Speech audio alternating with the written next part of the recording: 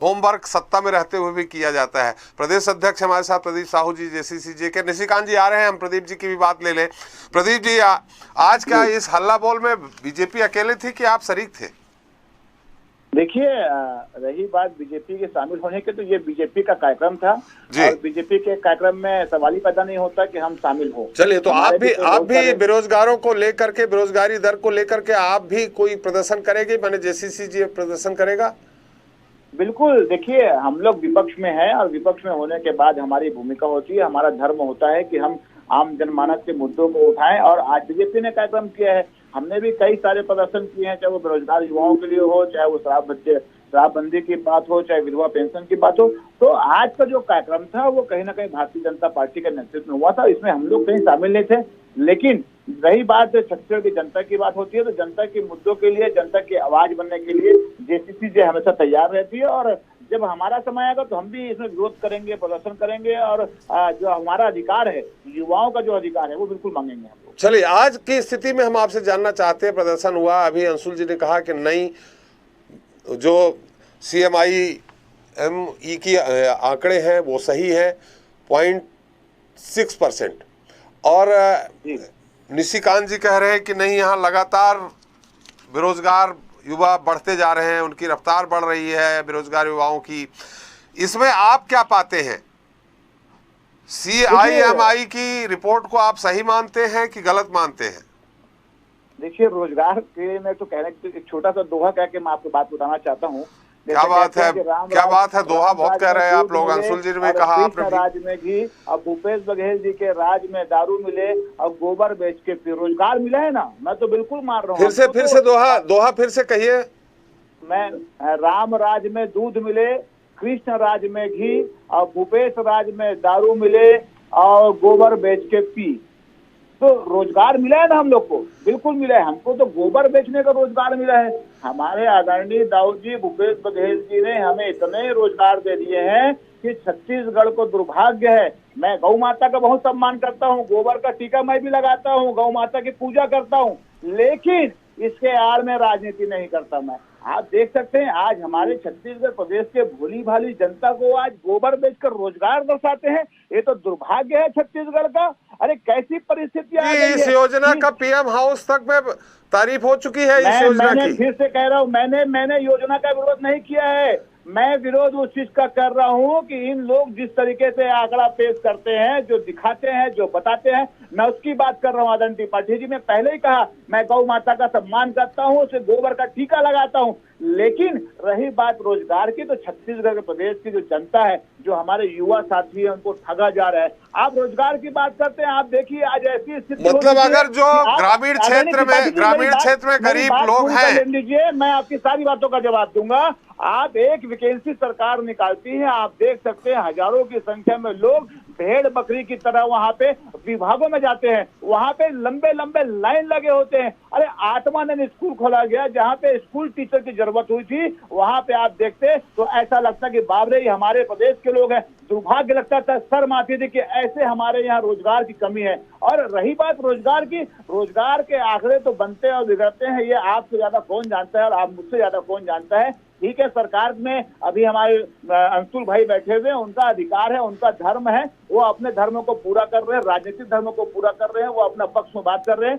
लेकिन मैं कहना चाहूंगा, छत्तीसगढ़ प्रदेश में कहीं ना कहीं बेरोजगारी की दर बढ़ी है। और रही बात 2500 भत्ते की बात करना चाहते हैं, मतलब भूपेश जी ने CMI-M के जो करता धरता है उनको उन्होंने पटा लिया है, मैनेज कर लिया है। मैंने तो ऐसा कहा ही नहीं।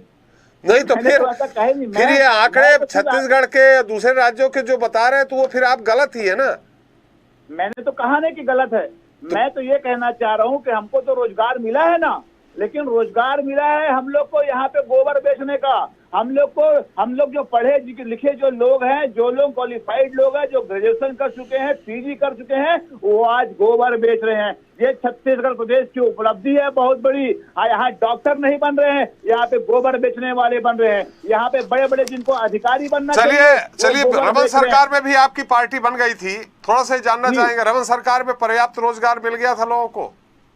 वही तो भुगत रहे हैं हम लोग। जैसे छत्तीसगढ़िया कथे, शिखलम गोल्ड रगबे धोए लगी, शिखलम गोल्ड रगबे धोए लगी, भाजपा और कांग्रेस ला वोट देवे तो रोए लगी। तो ये दोनों का वही हाल है। मैं किसी एक की बात नहीं कर रहा हूँ। ये 15 साल की जो सरकार थी, यही जनता ने इस 15 साल की सरकार को 15 में लाके बैठाला, और इसीलिए बैठाला क्योंकि इनके कर्म वैसे थे। अदानी इसी कर्म को दोहराने वाली कांग्रेस की सरकार है। आप देख सकते हैं जिस पूर्ण बहुमत के साथ में छत्तीसगढ़ की जनता ने कांग्रेस पर विश्वास जताया और आज उनको गोबर बेचना पड़ रहा है, ये छत्तीसगढ़ के लिए दुर्भाग्य है। चलिए, बहुत अच्छी बात कही प्रदीप जी आपने। इस बात का तो खंडन कर दिया कि जो आरोप लगाते हैं अंशुल जी वगैरह की आप बी टीम हो बीजेपी की, उसका तो खंडन किया आपने। हमारे साथ शशांक चाह रहे हैं। प्रदीप जी बहुत संक्षेप में, हमारा समय बहुत कम है। प्रदीप जी मैं कहना चाहूंगा, मेरे छोटे भाई अंशुल डायलॉग बहुत अच्छा देते हैं। आप इतने ही शुभचिंतक है छत्तीसगढ़ के युवाओं के। मैं आपसे कुछ भी नहीं करना चाहता, मैं सत्य पे बात करता हूं। बात सुन लीजिए ना, मैंने आपकी बातों को बहुत गंभीरता से सुना। मैं आपसे एक ही आग्रह करना चाहता हूं कि आप बाजू हमारे जो प्रदेश है झारखंड, उसको अच्छे से जानते होंगे। अभी कुछ दिन पहले झारखंड के मुख्यमंत्री से आदरणीय भूपेश बघेल जी मिले थे।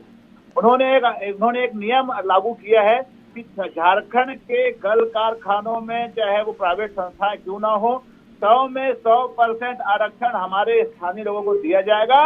अगर सच में आप हितैषी हैं युवाओं के, तो आदरणीय भूपेश बघेल जी से कह दीजिए कि हमारे भी प्रदेश में छत्तीसगढ़ के स्थानीय जो लोग हैं, जो छत्तीसगढ़िया लोग हैं, उनको हर कल कारखानों में 100% आरक्षण। कौन सी बात कर रहे थे त्रिपाठी जी? कम हो। अरे अंशुल भाई, डायलॉग बाजी अनुमति होगी तो मैं जवाब दूंगा त्रिपाठी जी। जी समय काम करना अलग होता है। अरे गोबर बिछवा के आप लोग रोजगार की बात करते हो। चलिए प्रदीप जी, छत्तीसगढ़ प्रदेश में यहाँ पे सीधे साधे भोले लोग हैं, छत्तीसगढ़िया लोग हैं, जो खेती किसानी करके अपनी जीविका उपार्जन करते हैं। उसको आप लोग चलिए प्रदीप जी, इस मुद्दे पे आप लोग कब प्रदर्शन कर रहे हैं? आदरणीय आप लोग कब प्रदर्शन कर रहे हैं? बढ़िया छत्तीसगढ़िया सबले बढ़िया, छत्तीसगढ़िया सबले बढ़िया बोल बोल के इसको परबुदिया बना रहे छत्तीसगढ़ियाओं को ये लोग। अरे दुख होता है। चलिए प्रदीप जी, छत्तीसगढ़िया भाइयों, प्रदीप जी को डेट नहीं पता ये कब प्रदर्शन कर रहे हैं महोदय, इसलिए ये भाषण देंगे।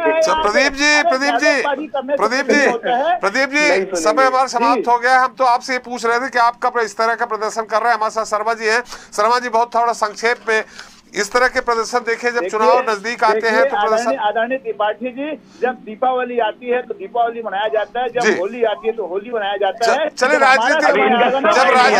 जब मतदान का समय आएगा तो इस तरह के प्रदर्शन होंगे। शर्मा जी बिल्कुल।